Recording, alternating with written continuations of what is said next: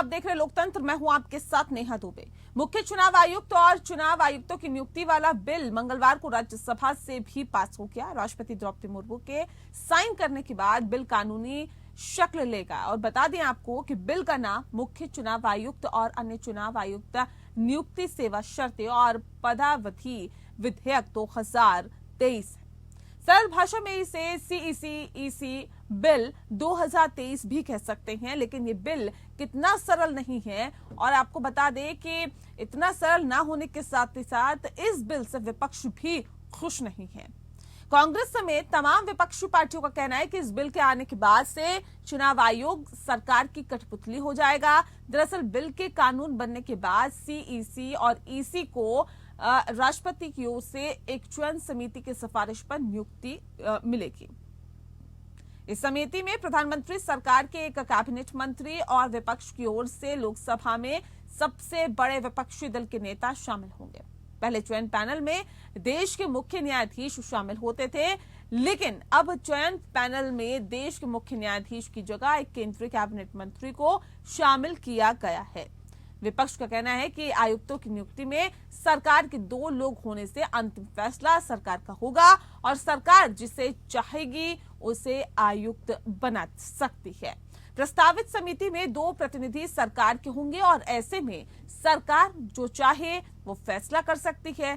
सत्ता पक्ष और विपक्ष के इस बिल को लेकर अपने अपने तर्क है और यही विवाद मुद्दा का भी बनता जा रहा है।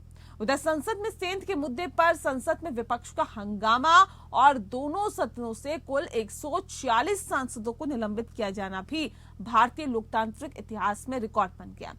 इससे पहले संसद इस तरह से विपक्ष विहीन नहीं हुआ करता था और विपक्ष की गैर मौजूदगी में बड़े महत्व वाले विधेयकों को पास नहीं कराया गया था। ये सारे मुद्दे सवाल खड़े कर रहे हैं कि आखिर हमारा लोकतंत्र किधर जा रहा है।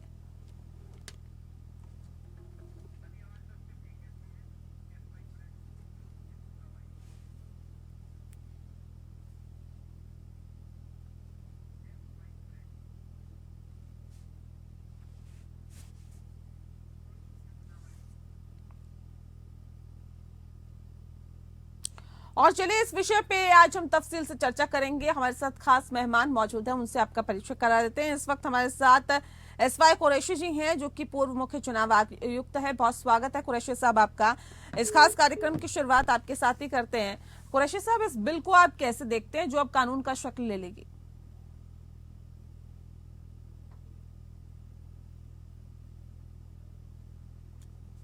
सर, आवाज मिल पा रही है आपको?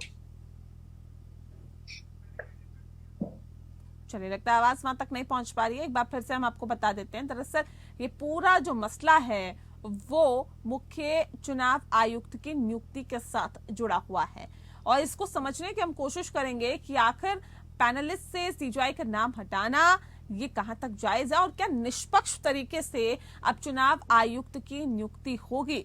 ये एक बड़ा सवाल है और ये बिल भी तब लाया गया जब तमाम जो सांसद हैं विपक्ष के वो निलंबित हो गए थे और राज्यसभा से विपक्ष ने वॉकआउट कर लिया था। अब सवाल इस बात को लेकर है कि बिल कितना जरूरी, कितना सही और क्या इस तरह का कानून जो है वो पारदर्शिता जो है उसको कहीं ना कहीं धूमिल नहीं करता। क्या एक निष्पक्ष तरीके से अब चुनाव आयुक्त की नियुक्ति होगी? क्या इसमें एक सवाल खड़ा हो जाता है? एसवाई कुरैशी साहब इस वक्त हमारे साथ जुड़ गए हैं। सर, इस बिल को कैसे देखते हैं जो अब कानून की शक्ल ले लेगा?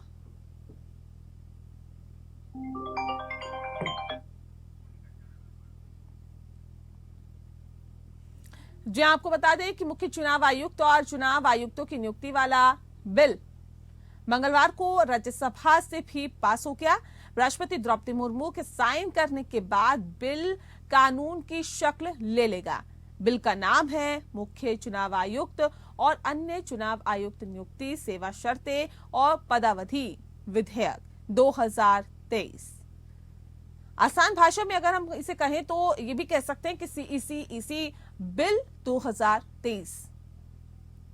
लेकिन ये बिल इतना सरल नहीं है जितना इसे कहा जा रहा है। इस बिल से विपक्ष तो नाखुश है, लेकिन कांग्रेस समेत तमाम विपक्षी पार्टियों का यह भी कहना है कि इस बिल के आने के बाद चुनाव आयोग सरकार की कठपुतली की तरह हो जाएगा।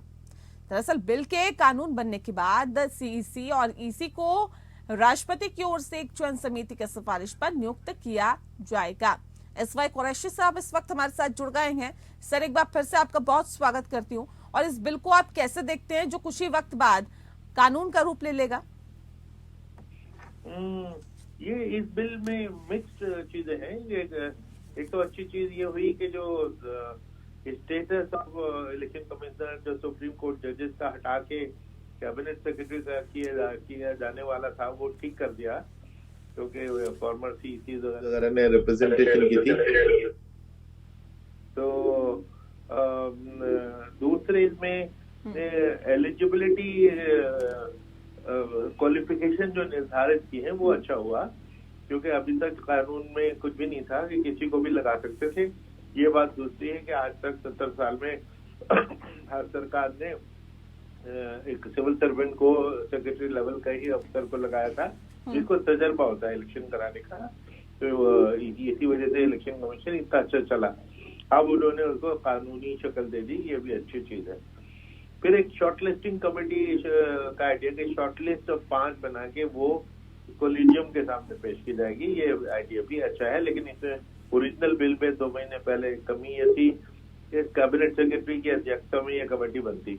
अब कैबिनेट सेक्रेटरी की कमेटी अपने से हायर लेवल के लोगों को चुनाव कर रही हो तो वो तो ऑकवर्ड था, तो उसको उन्होंने ठीक कर दिया कि लॉ मिनिस्टर उसको चेयर करेगा, जो अच्छी चीज है।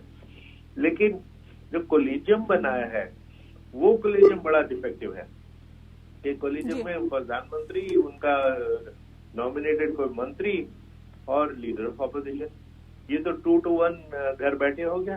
2 to 1 क्योंकि कौन मंत्री है जो प्रधानमंत्री से डिसएग्री करेगा, दोनों मिलके कोई नाम पेश करेंगे, लीडर ऑफ अपोजिशन को कोई ऑप्शन नहीं, मेजोरिटी 2 to 1 में ये सिलेक्शन होता जाएगा। तो ये अब तक जो कोलिजियम जो हिंदुस्तान में चलता आ रहा है, परिचित है, फेमिलियर है जिससे हम, उसमें तो चीफ जस्टिस होते हैं। अब चीफ जस्टिस के बजाय कैबिनेट का एक मंत्री आ जाए तो ये तो बिल्कुल ही फर्जी किस्म का कोलिजियम हो गया।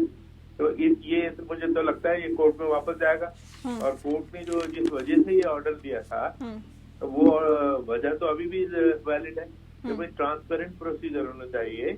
यूनिलेटरली सरकार किसी को न लगा दे, मशवरे से लगाए, तो ये पर्पस तो डिफीट हो गया।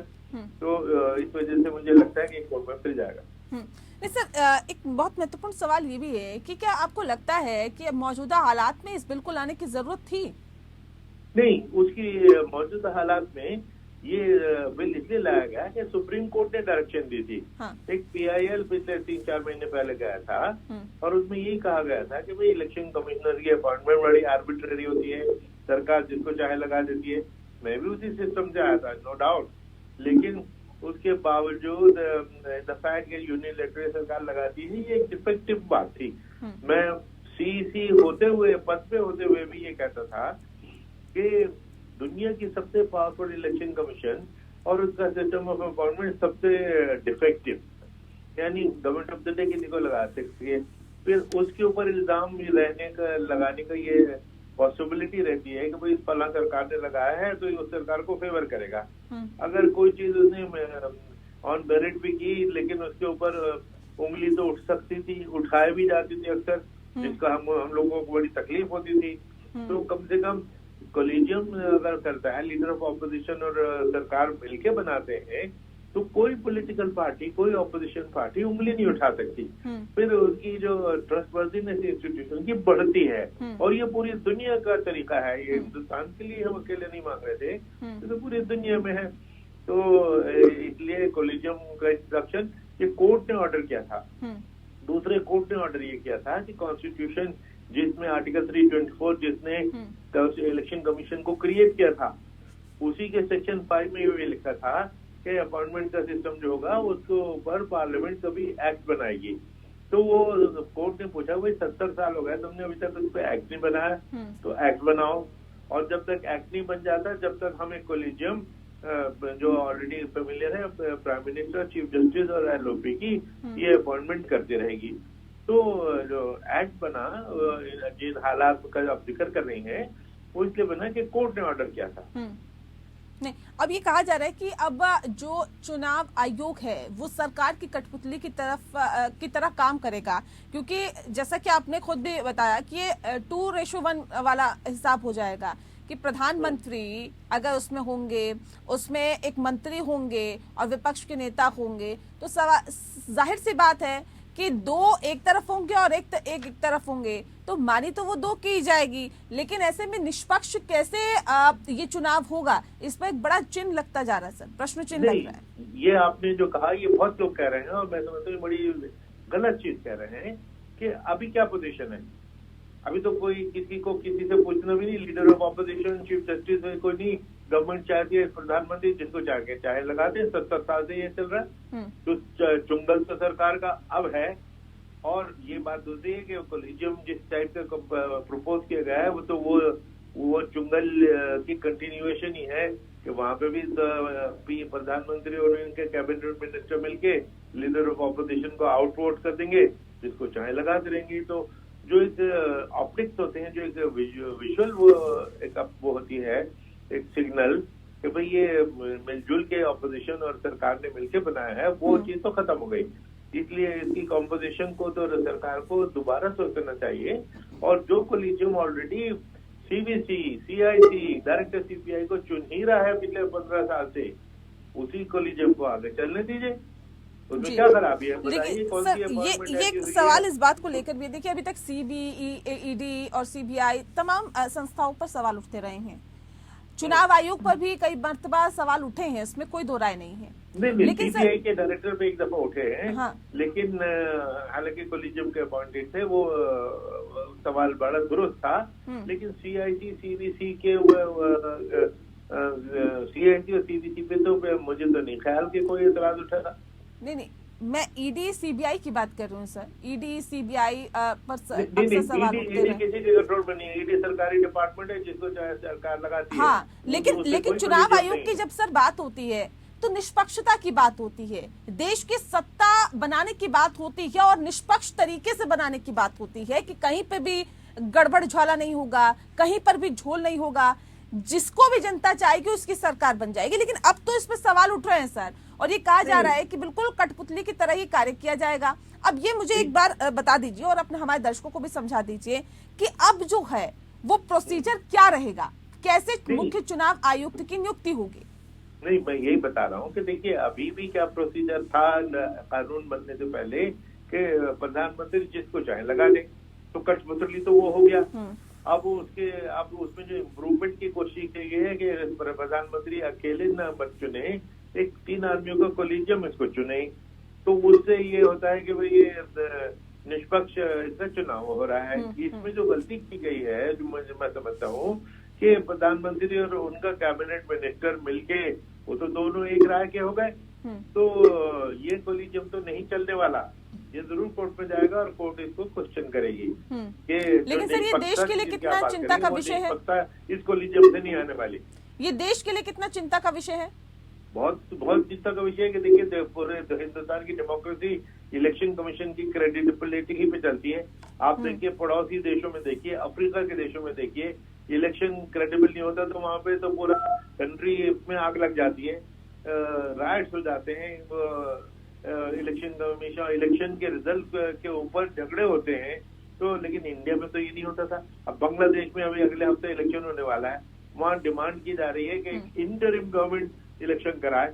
इंडिया में तो ये नहीं होती, क्योंकि इलेक्शन कमीशन इंटरिम गवर्नमेंट का रोल प्ले करती थी कि वो पक्षपात से हट के लेवल प्लेइंग फील्ड क्रिएट करती थी, सरकार के वो जो एडवांटेजेस है उनको जीरो कर देती थी, मंत्रियों के फ्लैग और उनके लाल बत्ती उतरवा देती थी ताकि वो बिल्कुल लेवल हो जाए बाकी कैंडिडेट की तरह।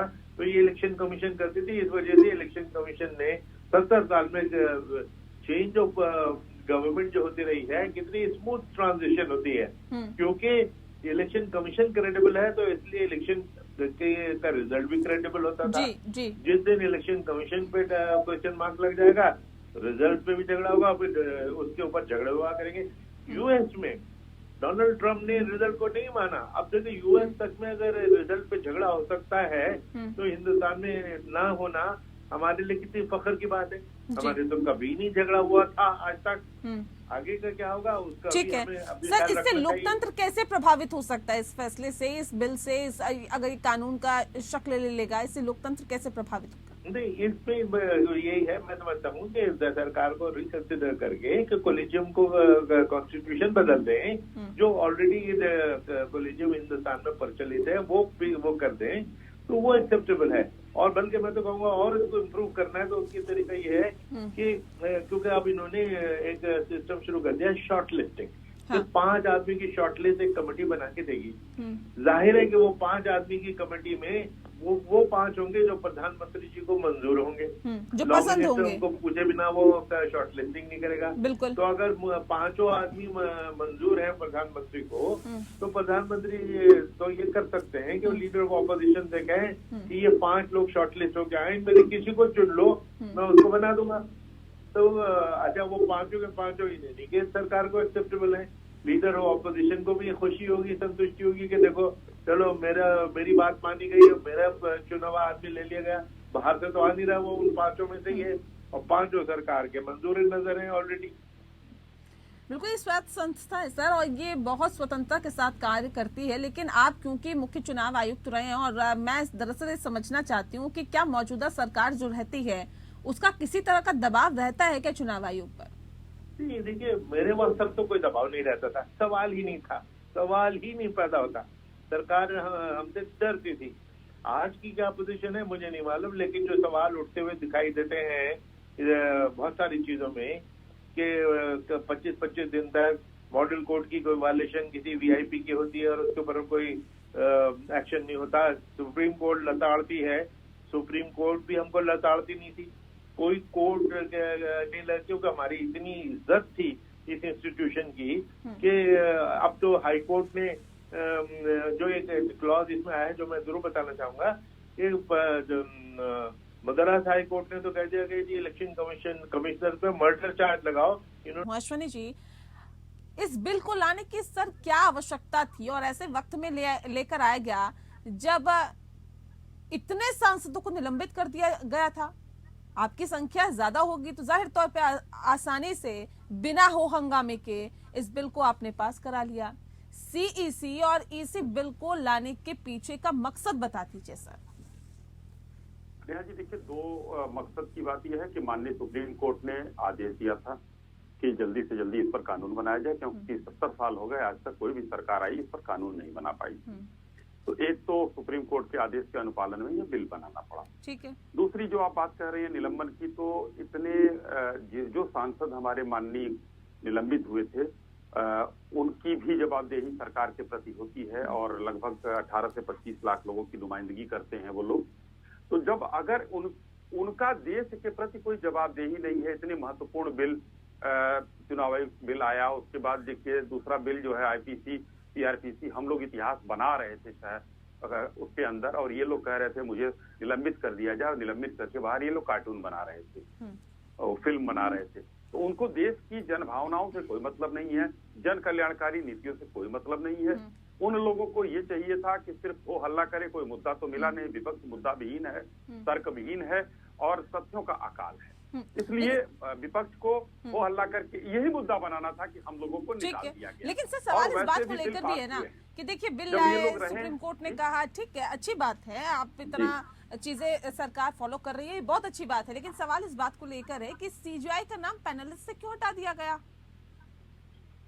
देखिए, अब कानून बनाने का अधिकार अगर वहां पर जो है सदन को है, तो कोलेजियम जो बनाया गया, अभी कुरैशी साहब को मैं सुन रहा था, कुरैशी साहब जैसे बहुत से अधिकारी हैं जो रिटायर हो जाते हैं तो अलग अलग बोलते हैं, अलग अलग भाषा निकलती है उनकी। उन्होंने कहा इस बात को, मैं कुरैशी साहब को याद दिलाना चाहता हूँ, शायद जुलाई 10 से और 2012 तक वो सीजीआई रहे।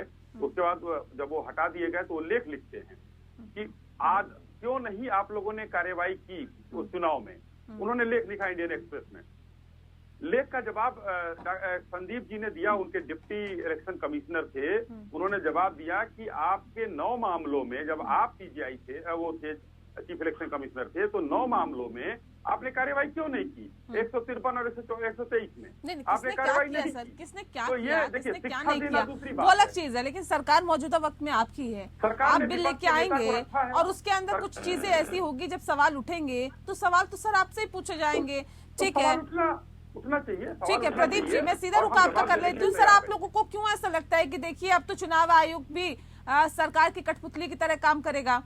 ये तो कह रहे हैं हमारी सरकार, हम अपने हिसाब से तो कानून बनाएंगे ना भाई। निश्चित तौर पर ये इनकी सरकार है, ये अपने हिसाब से देश चलाने की कोशिश में लगातार। आप ये देखिए, क्या ईडी का दुरुपयोग आपने देखा, पूरे देश ने देखा, सीबीआई का दुरुपयोग पूरे देश ने देखा। तो जितनी भी संवैधानिक संस्थाएं हैं उन्हें पंगु करना की कोशिश करना लगातार भारतीय जनता पार्टी की सरकार जारी रखे हुए, और इसी कड़ी में इन्होंने चुनाव आयोग के फैसले में भी एक कदम बढ़ा दिया। माननीय सुप्रीम कोर्ट ने जो फैसला दिया, ये दिखाया कि और पारदर्शी व्यवस्था होनी चाहिए, जिसमें जनता के बीच में एक विश्वास जाएगा। और निश्चित तौर पर चुनाव आयोगों की जो टीएन सेशन के बाद लगातार, जब तक भारतीय जनता पार्टी की सरकारें नहीं रही, आप देखिए चुनाव आयोग पर लगातार लोगों का भरोसा था। और जब सवाल उठने शुरू हुए तो भारतीय जनता पार्टी की सरकार बनने के बाद सवाल खड़े होने शुरू हुए। आज की परिस्थिति देख लीजिए, आज की परिस्थिति में भी आप तो प्रधानमंत्री, उनके कैबिनेट मंत्री और विपक्ष के नेता, आप बताइए 2+1 पे फैसला किसके हक में जाएगा? निश्चित तौर पर जो प्रधानमंत्री जी जाएंगे, जो सरकार चाहेंगे। ठीक है अश्विनी जी, जवाब दीजिए। अब ये तो फैसला सीधे सीधे बात होगी, जो सरकार चाहेगी उनको चुनाव आयुक्त बना देगी। यहाँ तो फैसला सीधे सीधे आपके हाथ में है। और फिर अगर सरकार, ठीक है, अगर ये सवाल खड़े हो रहे हैं कि देखिए अब तो चुनाव आयोग भी सरकार की कठपुतली की तरह काम करेगा, तो फिर इसमें क्यों दिक्कत हो रही है बीजेपी को? सवाल तो खड़े होंगे ना सर, ये तो 2.1 वाला मामला हो गया। सवाल मुझसे है जी, देखिए 2.1 वाला मामला नहीं है। हमको लग रहा है कि हमारे कांग्रेस के प्रवक्ता मित्र प्रदीप जी को थोड़ा सा अपने इतिहास पर इन्होंने नजर नहीं डाला। 16 अक्टूबर 89 राजीव गांधी जी प्रधानमंत्री थे, उन्होंने कानून में संशोधन करके 2 चुनाव आयुक्त बना दिए थे। इसलिए बना दिए थे, टीएन सेशन साहब का नाम लिया प्रदीप भाई ने अभी। टीएन सेशन साहब सुप्रीम कोर्ट गए कि ये चुनाव आयुक्तों के अधिकारों को कम करने का काम किया जा रहा है, लेकिन नहीं माना, ये लोग नहीं माने, बनाए। उसके बाद फिर जब 2 जनवरी बीपी सिंह ने आकर उसको बदल दिया, फिर डेट आई 1 अक्टूबर 93, नरसिम्हा राव जी की सरकार ने आप भी करेंगे क्या? उन्होंने तो ऐसा किया, उन्होंने वैसा किया। नहीं, उस पर मत जाइए सर, मुझे बात तो पूरी जाने दीजिए। नेहा जी बात तो पूरी जाने दीजिए। फिर 93 में जो दो चुनाव बनाए, एमएस गिल और कृष्णमूर्ति जी। एमएस गिल साहब को तो इन लोगों ने मंत्री बना दिया अपने यहाँ, राज्यसभा सांसद बना दिया। उस समय ये सब चीजें नहीं आ रही थी, पारदर्शिता और जो है चुनाव आयोग का निष्पक्षपन। ये कांग्रेस कहाँ से इस तरीके के चश्मे ले आती है विनय जी, 2 तरह की दिखाई दे इनको। विनय जी, क्या वाकई आपको भी लगता है कि देखिए एक निष्पक्ष तरीके से अब चुनाव आयुक्त की नियुक्ति नहीं हो पाएगी, सरकार की कठपुतली की तरह कार्य करेगा अब चुनाव आयोग? नेहा जी देखिए, सबसे पहले तो आपने ईडी और सीबीआई का किस प्रकार से सरकार पूरे देश में दुरुपयोग कर रही है, ये किसी से छुपा नहीं है। और दूसरी बात, ये जो दूसरा फैसला आया है, ये जो दूसरा सदन में बिल पास किया गया है, इससे आप एक बात जान सकते हैं कि भारतीय जनता पार्टी भारतीय लोकतंत्र को नहीं मानती, भारतीय जनता पार्टी भारतीय संविधान को नहीं मानती, Bharatiya Janata party supreme court के किसी आदेश को नहीं मानती। क्योंकि दूसरी बार सुप्रीम कोर्ट के आदेश को पलटने की कोशिश की गई है। पहली बार दिल्ली सेवा बिल लाई गई, उसको सदन में पारित करा के और उस बिल को पलटा गया। और अब आप सोचिए 2 मार्च 2023 को सुप्रीम कोर्ट का एक फैसला आया, जिसमें सुप्रीम कोर्ट के 5 जजों की बेंच ने कहा कि चुनाव आयोग के गठन में सरकार का कोई हस्तक्षेप नहीं होना चाहिए। और यही नहीं, समय समय पे तमाम कमेटियों का सलाह भी लिया गया, जिसमें समय समय पर तमाम कमेटियों का सलाह लिया गया कि हाँ इसमें क्या होना चाहिए, क्या नहीं होना चाहिए। तारकुंडे कमेटी का भी सलाह लिया गया, दिनेश गोस्वामी कमेटी का सलाह लिया गया, गोरा कमेटी का सलाह लिया गया, इंद्रजीत गुप्ता कमेटी का सलाह लिया गया। और सबकी बात तो छोड़िए, आप आम आदमी पार्टी की बात मत मानिए, आप विनय पटेल की बात मत मानिए, 2 जून 2012 को लाल कृष्ण आडवाणी जी ने, जो कि भारतीय जनता पार्टी के अभिभावक हैं, भारतीय जनता पार्टी के संस्थापक सदस्य हैं, उन्होंने मनमोहन सिंह को पत्र लिख के कहा कि 5 सदस्यीय समिति बननी चाहिए जो चुनाव आयोग का गठन करेगा, जिसमें एक प्रधानमंत्री होना चाहिए, एक कानून मंत्री होना चाहिए, एक चीफ जस्टिस ऑफ इंडिया होना चाहिए और 2 अपोजिशन के leader, opposition of Rajya Sabha, opposition of Lok Sabha होना चाहिए। मैं तपन जी का रुख करूं, उससे पहले अश्विनी जी जवाब दीजिए। कुछ तो नेता आप लोग ये कहते हैं, कुछ और कहते हैं, जो सरकार बनाती है बिल कुछ और बना देती है। नहीं, मैं आ रही हूँ। हाँ जी, आपने अभी इंडिया अलायंस के आप सदस्य हैं, आपने कहा 2012 से 14 तक सरकार थी, क्या उस सलाह को क्यों नहीं मनमोहन सिंह जी ने माना? इस पर तो आपको इंडिया अलायंस से सवाल करना चाहिए कि अगर माननीय आडवाणी जी ने पत्र लिखा कि 5 लोग होने चाहिए, तो वहाँ 2 साल वो लोगों की सरकार रही, क्यों नहीं आपने सवाल किया? जो आज आपके साथ बने हुए हैं, आपको सवाल करना चाहिए ना भाई। अगर कांग्रेस उस समय आपका जो है पार्टी नहीं बनी थी, कहिए। अगर कांग्रेस ने नहीं माना, कांग्रेस उस समय नहीं, अगर नहीं माना तो आपको कांग्रेस जो है नहीं माना तो सर आप मान लीजिए। अगर नहीं माना तो आपको कोर्ट नहीं करना चाहिए। आप मान लीजिए। ठीक है, ठीक है तपन जी, देखिए जिसकी भी केंद्र में सरकार रहती है वो अपने हिसाब से चीजों को आगे बढ़ाता है, लेकिन कम से कम चुनाव आयोग का जो मसला होता है यहाँ पे तो गंभीरता से सोचने की जरूरत है और निष्पक्षता जरूर दिखनी चाहिए। लेकिन क्या लगता है कि ऐसा राजनीतिक पार्टियों की तरफ से होता हुआ आया है कि निष्पक्षता ना रहे और हमारा किस तरह से भला हो, उस तरफ ज्यादा फोकस रहता है? तपन जी, अभी मैं लगभग 40-45 साल से जो इलेक्शन की जो प्रक्रिया है, मैं भारत में बदलाव बहुत हुआ। तो एक जमाना था जब मैं स्कूल में पढ़ा करता था तो मैं अपनी आंखों से देखता था कि एक आदमी, वो भी नाबालिग, 16 साल 17 साल का भी बच्चा जाकर 2 या 3 वोट दे आता था। बड़ा मुझे, जब मैं बड़ा हुआ तो मुझे एहसास हुआ कि भारत के लोकतंत्र में इतनी खामियां है कि एक बच्चा भी जाके वोट दे रहा है, उसको कोई देखने वाला नहीं। लेकिन भारत के लोकतंत्र की इतनी परिपक्वता आई कि अब शायद ही कोई, जब अंगूठे पर निशान लगने लगा, जब वोट लेके आने के बाद अंगुली पर वहां निशान लगाया गया, तो अब दोबारा वोट देने वालों की चला गया। अच्छा, अभी जिक्र कर रहे थे हमारे, उन्होंने कहा कि राजीव गांधी के कार्यकाल में पीएम शोषण का कम करने के लिए 3 सदस्य बनाया गया। ऐसा परिवर्तन, बदलाव हर देश में होता है। मेरे पास जो जानकारी है उसके मुताबिक ब्रिटेन हो, अमेरिका हो, ये तमाम देशों में, केवल नेपाल में भी बहुत सदस्यीय चुनाव आयोग बनाया गया। नेपाल में तो 6 सदस्यों का चुनाव आयोग है। अमेरिका और ब्रिटेन में वहां की संसद अपॉइंट करती है। तो अब ये प्रोसेस है कि चीफ जस्टिस का तो नाम कंट्री में नहीं देगा, प्रणाली बनाया गया है कि निष्पक्ष लगना चाहिए। तो आशंका या डाउट चाहिए कि हमारे लोग कमियां है, तो हमारे लोकतंत्र में परिपक्वता या सुधार लगातार हो रहा है। अब यहाँ पर प्रधानमंत्री और कैबिनेट मंत्री के आने से सवाल खड़ा हो गया कि बिहार के जब एक साथ रहेंगे तो क्या ये सही होगा? विपक्ष के नेताओं का आशंका है, आशंका लाजवाब है, लेकिन नियुक्ति तो सरकार ही करे। हो सकता है कि इससे और बेहतर उपाय निकाला जाए, 5 सदस्यीय आयोग को अच्छा होगा। मैं नहीं समझ पा रहा हूँ कि प्रधानमंत्री ने ऐसा क्यों कहा, लेकिन इसमें एक बात करनी है कि सुप्रीम कोर्ट ने ही कहा था कि आप कानून बनाइए। तो सुप्रीम कोर्ट इससे कोई बाधक बनेगा या आड़े आएगा लग रहा है, क्योंकि सुप्रीम कोर्ट का ही निर्देश था कि कानून बनाइए। कानून कैसा बनेगा ये संसद को छूट है, संसद की दिशा निर्देश सुप्रीम कोर्ट नहीं दे सकती है। तो मैं समझ रहा हूँ डायरेक्शन में एक है, काफी विवाद होगा, सोचिए जनता के ऊपर क्या असर होगा, ये 2024 के इलेक्शन दिखाई पड़ेगा। बिल्कुल 2024 के इलेक्शन में पता चलेगा कि जनता पर क्या असर हुआ, लेकिन 146 प्रदीप जी 146 सांसदों के निलंबन की एक सोची समझी प्रक्रिया के तहत ये कार्य किया गया है क्या कि 146 सांसदों को निलंबित किया जाएगा, ज्यादा हो हल्ला नहीं होगा, धीरे से उस बिल को पेश किया जाएगा, पास करा लिया जाएगा और फिर कानून की शक्ल उसको दिलवा दी जाएगी, यानी कि बिना हो हल्ले के बीच ही ये कानून अच्छे से बन जाएगा और विपक्ष का ज्यादा हो हल्ला भी नहीं होगा। तो क्या ये सोची समझी रणनीति और बहुत ही सोची समझी साजिश के थ्रू ये काम किया गया है क्या?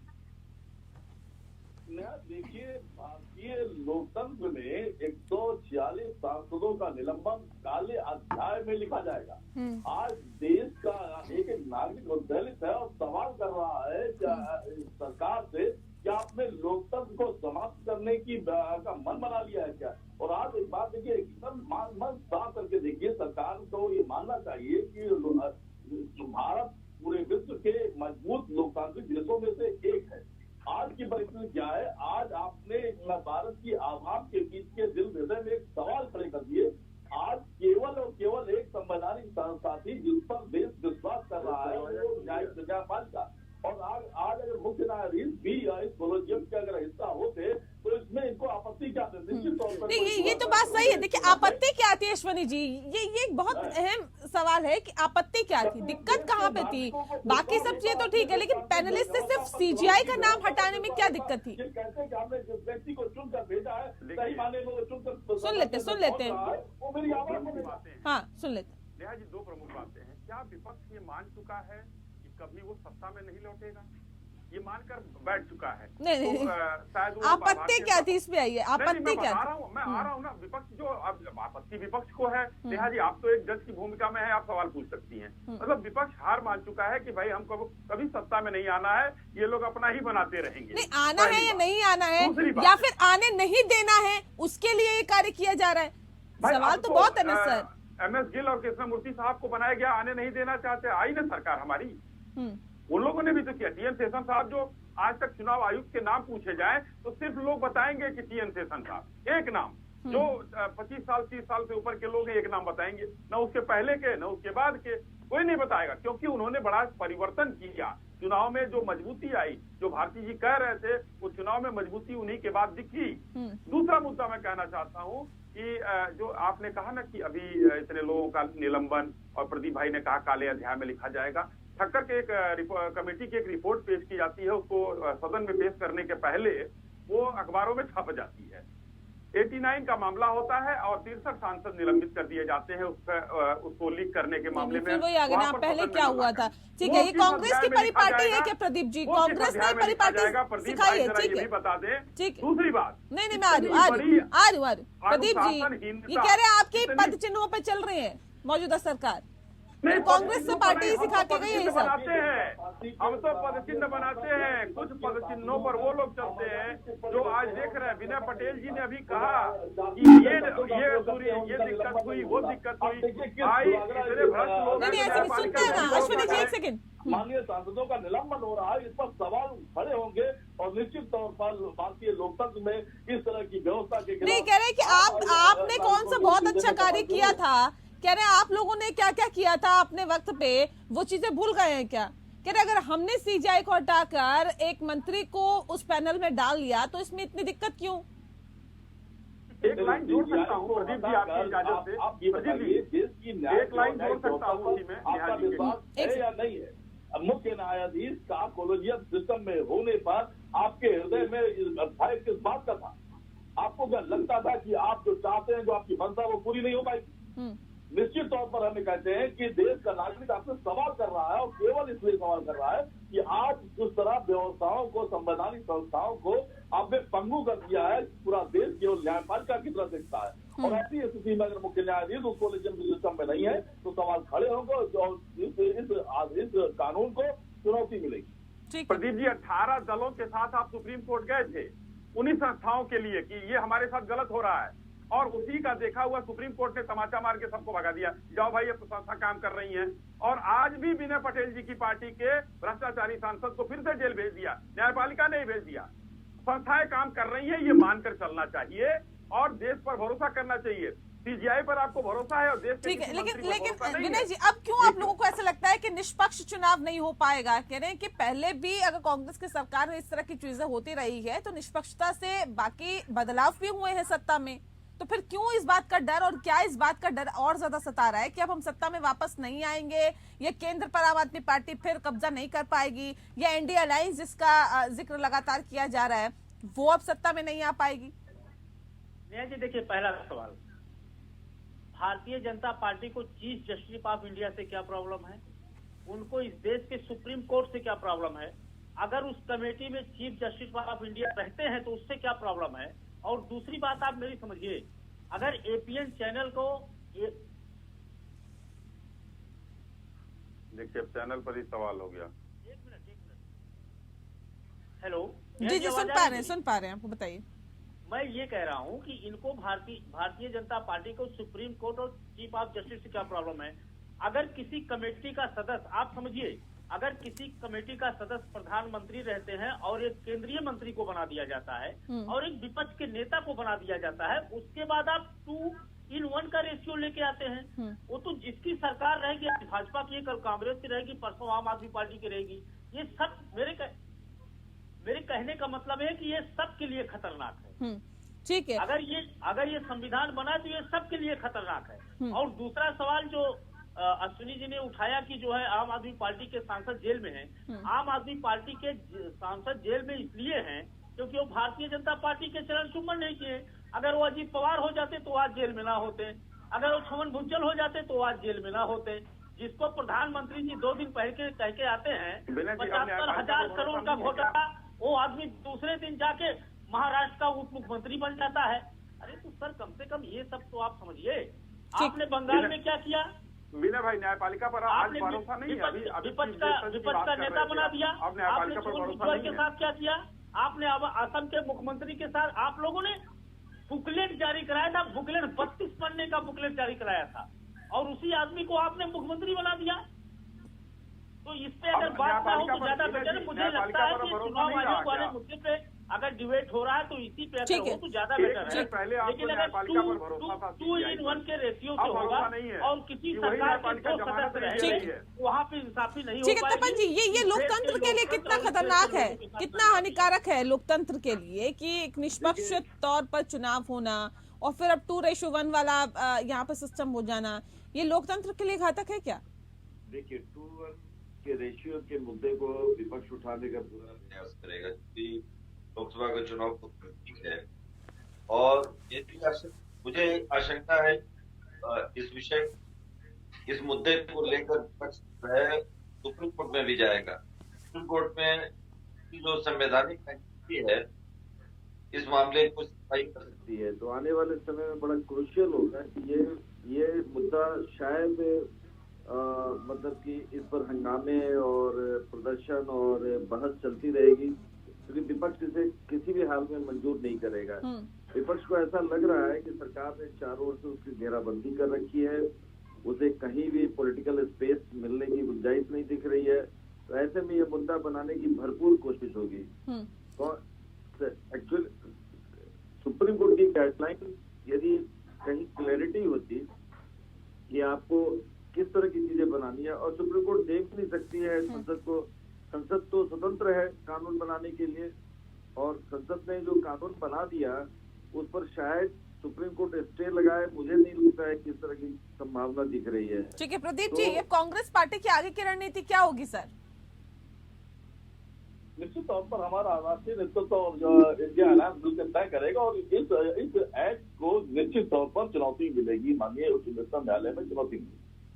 ठीक है विनय जी, उच्चतम न्यायालय में जाया जाएगा क्या, चुनौती दी जाएगी? बिल्कुल चुनौती दी जाएगी, लेकिन भारतीय जनता पार्टी ने जो परंपरा शुरू कर दिया है कि सुप्रीम कोर्ट के हर आदेश को सदन में लाके उसे पारित करा के बदलने का, मुझे लगता है भारतीय लोकतंत्र के लिए, भारतीय राजनीति के लिए बहुत बड़े खतरे का विषय है। और बस इस समय भारतीय जनता पार्टी और नरेंद्र मोदी जी के लिए मैं 2 लाइनें चाहूंगा दीपेंद्र कुमार की, कि तुम्हारे पांव के नीचे कोई जमीन नहीं है। अजब तो ये है कि फिर भी तुझे यकीन नहीं है, तू मशीन का पुर्जा है, तू मशीन नहीं है। तो मुझे लगता है कि कम से कम इस देश की सारी पार्टियों को सुप्रीम कोर्ट के आदेश का पालन करना चाहिए और सुप्रीम कोर्ट के आदेश को मानना चाहिए। लेकिन वो तो सभी पार्टियों पर कहीं ना कहीं लागू होता है ना, लेकिन उसके बाद ये तो देखा गया है कि कैसे अध्यादेश लाके पलट दिया जाता है। सर सिर्फ एक पार्टी की बात नहीं है, जिसके साथ आप अलायंस में है उन्होंने भी यही काम किया है। लेकिन अश्विनी जी पलटा गया, मैं ये आपसे पूछना चाहता हूँ, तो 8-10 साल पहले 2014 के पहले सुप्रीम कोर्ट के कितने आदेश को पलटा गया, सदन में लाके कितने आदेशों को पलटा गया, अश्विनी जी इसको बताने का कष्ट करें। मैं बताता हूँ, साहबानों का केस से बड़ा कोई उदाहरण नहीं है जी। दिल्ली का सदन आप अरविंद केजरीवाल जी कभी सत्रावसान ही नहीं कराते हैं और प्रधानमंत्री जी को और सरकार को सदन में गाली देते हैं क्योंकि लेकिन एक बात है अश्विनी जी शाहबानो का केस आप ले आते हैं, ठीक है मैं मानती हूँ, लेकिन उसके बाद आप भी देखिए ना सुप्रीम कोर्ट ने क्या आदेश दिया, आपने दिल्ली वाला मसला अध्यादेश ला के पलट दिया। कोई हमें आपत्ति नहीं होगी अगर मेरे तर्क और तर्क से गलत हो तो अपन जी ने भी वही कहा, मुझसे बुरा न कोई। अरे अश्विनी जी देखिए विनय भाई मैं देखिए, आप सुप्रीम कोर्ट ने जो आदेश जारी किया 5 जजों की बेंच ने, उन्होंने कहा कि ये 70 साल से कानून नहीं बना है और इसको सरकार कानून बनाकर कानून की शक्ल दे, और जब तक ये हमारा आदेश तब तक लागू है जब तक कि सरकार इस पर कानून नहीं बना देगी। नहीं एक बात बताइए, आप कहते हैं कि चलिए ठीक है न्यायालय चले जाइए, सुप्रीम कोर्ट चले जाइए, लेकिन सर पूरी पावर तो आप ही रख के बैठे हैं, सुप्रीम कोर्ट आदेश देता है आप अध्यादेश ला के बदल देते हैं। ऐसे में इस मसले पर भी ये कैसे तय हो कि जो सुप्रीम कोर्ट का आदेश आएगा वो माना जाएगा या आप लोग भी उसे मानेंगे, अध्यादेश ला के पलट देंगे आप लोग भी? देखिए सुप्रीम कोर्ट भी उसी संसद के बनाए कानून और संविधान के नियम पर चलती है। सुप्रीम कोर्ट उसको ओवर रूल अभी नहीं कर सकती है, तपन भारती जी ने जो कहा ओवर रूल नहीं कर सकती है, पहली चीज। दूसरी बात जो है वो कभी भी कहीं अगर सुप्रीम, मैंने अभी कहा ना, थोड़ी सी बात अधूरी रह गई कि जो उन्होंने कॉलेजियम की बात कही थी कि चीफ जस्टिस रहेंगे, प्रधानमंत्री रहेंगे और विपक्ष के नेता रहेंगे, लेकिन उसकी आखिरी लाइन है ये तब तक लागू रहेगा जब तक कि संसद कोई कानून नहीं बना देती। तो संसद ने कानून बनाया और उसको अपनी चीजों को उस पर ले आकर रखा आगे। तो इसमें कोई ऐसी बात नहीं है कि सुप्रीम कोर्ट के जज पर आप भरोसा एक तरफ करते हैं जो आपके पक्ष में होता है, नहीं करते हैं क्योंकि सरकार ने कहा है कि भाई एक मंत्री रहेगा, तो देश का मंत्री है वो दल का मंत्री नहीं है, उस पर भी भरोसा करना सीखना चाहिए। अगर 2 व्यक्ति सरकार के रहेंगे किसी भी कमेटी में और एक व्यक्ति विपक्ष का रहेगा तो सरकार किसी की भी हो, चुनाव आयोग के गठन में किसका हस्तक्षेप रहेगा आप मुझे बताइए। अगर कैसे रहेगा, कैसे हस्तक्षेप रहेगा जरा बता दीजिए आप। आपको चीफ जस्टिस ऑफ इंडिया से क्या प्रॉब्लम है? सेशन साहब को किसने अपॉइंट किया? चीफ जस्टिस ऑफ इंडिया से क्या प्रॉब्लम है? आप मेरे एक सवाल का जवाब दीजिए, चीफ जस्टिस ऑफ इंडिया को उस कमेटी से हटाया क्यों गया? क्या ऐसी वजह थी, क्या इतनी बड़ी प्रॉब्लम आ गई थी इस देश में, क्या इतनी बड़ी विपदा? कोई जरूरी नहीं है, सरकार को जरूरी नहीं है कि चीफ जस्टिस को ही रखे, सरकार चाहे जिसको रख सकती है। तो मंत्री को रख लिया ना सर आपने, लेकिन पारदर्शिता निष्पक्षता इसका भी तो जिक्र हो रहा है ना सर। कैबिनेट मंत्री हो गए और अश्विनी जोशी जी को बना देते हैं चुनाव। एक बात बताइए, नहीं विनय भाई आपसे पूछ रहा हूँ, देखिए ये तो हमारी यादव को बना सकते हैं, ऐसे आप मनोज तिवारी को बना सकते हैं। विनय जी ये हमारी और प्रदीप भाई की लड़ाई होनी चाहिए क्योंकि सत्ता में हम लोग ज्यादा रहे हैं। अब आपसे मैं पूछना चाहता हूँ, ज्यादा नहीं है, ये आपकी गलतफहमी है, आप ज्यादा नहीं रहे हैं, आप ज्यादा नहीं रहे, 12 से 15 साल आप भी आप सत्ता में ज्यादा रहे हैं। अगर आप सत्ता में ज्यादा होते तो आज राजशाही चल रही होती। आपने 12 साल में ही ये बता दिया हेमंत बिस्वा शर्मा को जिनके खिलाफ आपने पढ़ने का बुकलेट जारी किया था घोटाले का, उस व्यक्ति को आपने घोटाले में आपका मंत्रालय बंद है। अगर आप सत्ता में होते घोटाले में जो 75,000 करोड़ का सिंचाई घोटाला बंद है। इस बात का जवाब तो आप नहीं दे पा रहे कि सीजीआई का नाम हटाया क्यों गया, इसके लिए आप कोई पुख्ता सरकार कोई जरूरी नहीं है, सरकार बाध्य नहीं है, कहीं अगर आप दिखा दीजिए। नहीं सर, निष्पक्षता की बात होती है, एक ट्रांसपेरेंसी की बात होती है, एक विश्वास की बात होती है। एक लाइन का सवाल है, जवाब नहीं है क्यों हटाया गया, सवाल का जवाब आपके पास नहीं है, इसको आप मान लीजिए। अरे भाई जैसे आपने कहा कि राजस्थान में हम अरे भाई आप सिलेंडर नहीं दे पाएंगे, आप कहे बोल रहे हैं, आप इस बात को मान लीजिए कि एक लाइन का सवाल हटाया गया बहुत इसमें कठिन चीज मेरे पूछने जा रहा पास हूँ जवाब नेहा जी। एक को आप ठीक है, मान ठीक है, लीजिए। ठीक है। कैसे आपने माना कि 15 लाख नहीं, एक एक करके ना, एक एक करके, नहीं, एक सेकंड रुक जाइए, एक सेकंड रुक जाइए। तपन जी भी कुछ कहना चाहें, एक सेकंड। नहीं, विधायक के बेटे बात को, को मान किसी लीजिए, विधायक के भाई को, चीफ जस्टिस अपनी ऑफ बीवी इंडिया को क्यों हटाया गया? नहीं, ऐसे नहीं, ऐसे नहीं, आपके पास नहीं है। ऐसे नहीं, तपन जी, तपन जी, नहीं, ऐसे नहीं, प्लीज, नहीं आपके पास प्लीज, चिल्लाते रहेंगे। प्लीज, क्यों रखा आपने तपन अपने जी। 183 लोगों को तनख्वाह पर? रुक जाते हैं, रुक जाते हैं, रुक जाते हैं। बताइए देश को। देखिए, मैं कार्यक्रम के आखिरी पड़ाव में, वैसे नहीं, तपन जी। नेपाल का उदाहरण देना चाहूंगा। पड़ोस का राज्य है, वहाँ लोकतंत्र बहुत देर से आया। वहाँ तो राजा का शासन हुआ करता था। वहाँ इलेक्शन कमीशन 6 सदस्यों का है। 6 सदस्यों का सदन, 6 सदस्यों का जी। चुनाव बना हुआ है, जिसके सभी दलों की राय से बना। अमेरिका में सीनेट जो है, सीनेट यानी संसद जो है, वो चुनाव करती है इलेक्शन कमीशन के अधिकारियों का। और आमतौर पर उसमें सत्ताधारी दल के भी होते हैं, लेकिन कुछ लिमिटेशन उसके बने हुए हैं। तो बहुत सारे देशों में जो चुनाव आयोग या चुनाव के जो तंत्र की जो प्रक्रिया बनी है, उसका अध्ययन करना चाहिए।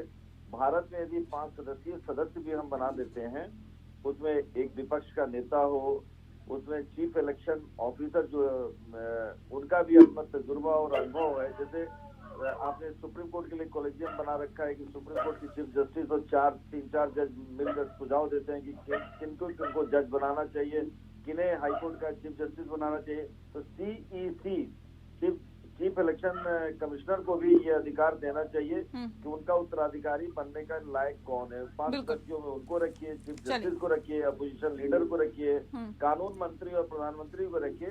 तो शायद यह लोकतंत्र के लिए एक अच्छी बात होगी। लोकतंत्र में विपक्ष को भी ट्रांसपेरेंसी होनी चाहिए सर, नियुक्ति में भी कुछ पारदर्शिता होनी चाहिए, निष्पक्षता होनी चाहिए, जिसकी उम्मीद तो जनता भी करती है। बहरहाल बहुत शुक्रिया आप सभी मेहमानों का हमारे साथ इस खास चर्चा में शामिल होने के लिए। लोकतंत्र में फिलहाल के लिए इतना ही। नमस्कार।